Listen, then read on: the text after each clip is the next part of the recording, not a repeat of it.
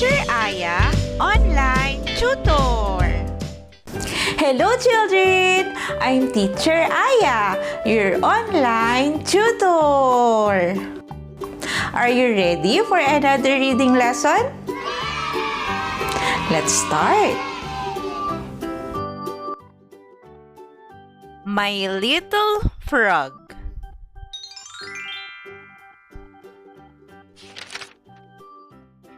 I have a little frog. His name is Tiny Tim. I put him in the bathtub to see if he could swim. He drank up all the water. He gobbled up the soap. And when he tried to talk, he had a bubble in his throat.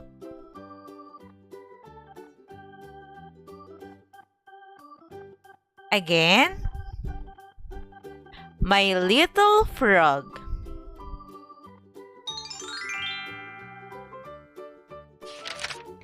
I have a little frog.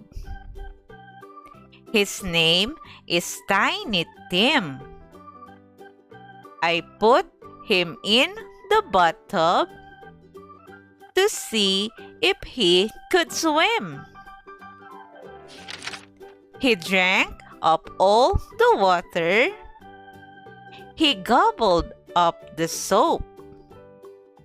And when he tried to talk, he had a bubble in his throat. Your turn to read, children.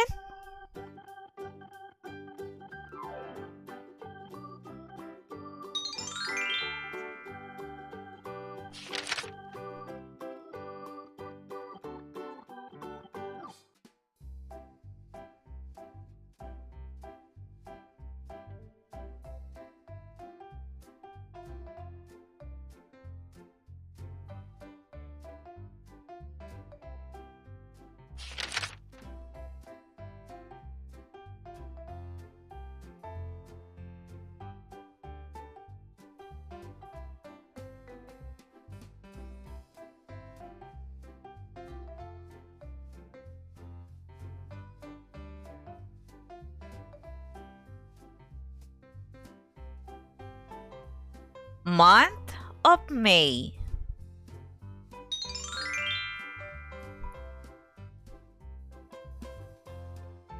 May is the month of sunshine and flowers.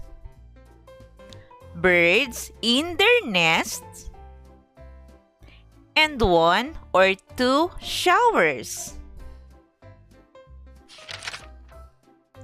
Games to play and kites to fly, or just looking at the sky. We could spend a year this way if the year were made of May. Again, month of May.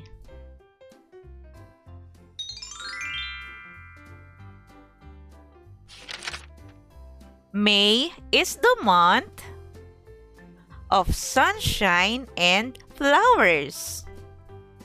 Birds in their nests and one or two showers.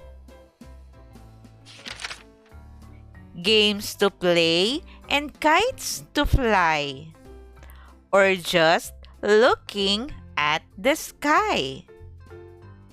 We could spend a year this way if the year were made of May. Your turn to read, children.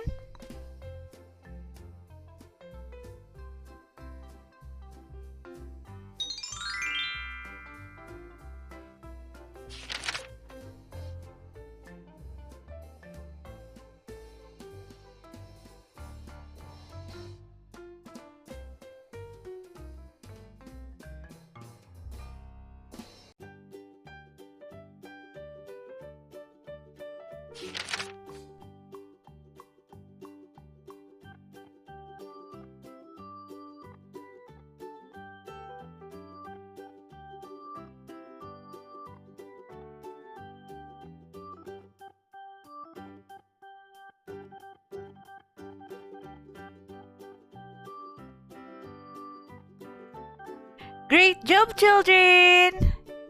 Now, let's try to read the poem together. Are you ready? Let's start. My little frog.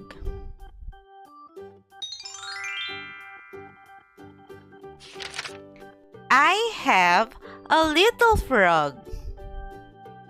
His name is Tiny Tim. I put him in the bathtub to see if he could swim. He drank up all the water. He gobbled up the soap. And when he tried to talk, he had a bubble in his throat.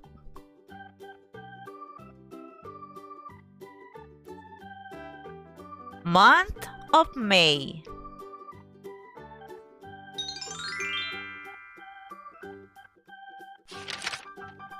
May is the month of sunshine and flowers, birds in their nests, and one or two showers. Games to play and kites to fly, or just looking at the sky. We could spend a year this way if the year were made of May. Great job, children! Remember, always practice reading so you can be a good and fast reader. Also, if you are new in this channel, please don't forget to click the subscribe button for you to be updated in every new lessons. You can also share this video to your friends and classmates. Thank you for listening, children. See you in our next lessons.